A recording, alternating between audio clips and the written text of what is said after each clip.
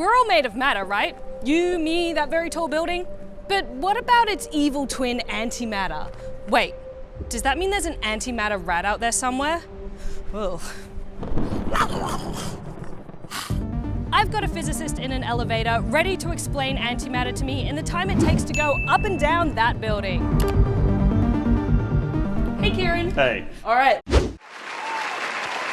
Let's go. What is antimatter? Alright, antimatter is all about particles and antiparticles. So particles of matter, the stuff that you and me are made of, protons, electrons, things like this. But every particle in nature has kind of like an evil twin, a particle which is the same in every way, except it has the opposite electric charge, and they annihilate when they meet. What do you mean annihilate? So you get a particle and antiparticle, when they meet, they cause a big explosion, all of their mass gets turned into pure energy. I thought matter couldn't be created or destroyed though. Matter can be created and destroyed, but only in equal amounts of matter and antimatter at the same time. Okay, I'll just accept that. Yeah. So this is just a theory, we've never found antimatter? Absolutely not. We're showered by antiparticles all the time from outer space, these things called cosmic rays. We use antiparticles in medical imaging, PET scans. Okay, we're halfway through, that was very, very quick. They basically put some kind of material, a radioactive material, which is spewing out antimatter. When it meets the normal matter of your body, it makes photons, and then you can image the soft tissue in your body. How are we putting antimatter into our bodies? Wouldn't that just destroy It does things? explode, and that's how we image the workings of the organs. They That explode, sounds creating photons. This is the defining characteristic of antimatter. If you get a particle and antiparticle, they meet, they annihilate, producing pure energy.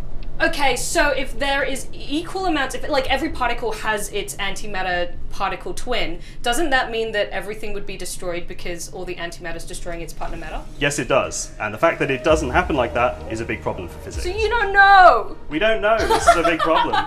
And do we need antimatter? Well, it's a good job that there's none around because we wouldn't be here, but we do need it for doing all sorts of things, yeah. Well, I gotta say I am pretty glad that it isn't currently destroying the entire universe. So even though it's a physics mystery and it doesn't make sense to me, I'm happy. Thanks, All right. Ciaran. No worries. So it goes like this. There is matter in the world, subatomic particles, protons, electrons, you know what they are. And for every particle, there is its antimatter counterpart. And this is exactly the same, except it has the opposite charge. Now what happens when antimatter meets matter is the two collide and they get annihilated, disappear into a burst of energy.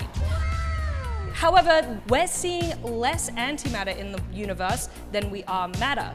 Why is that?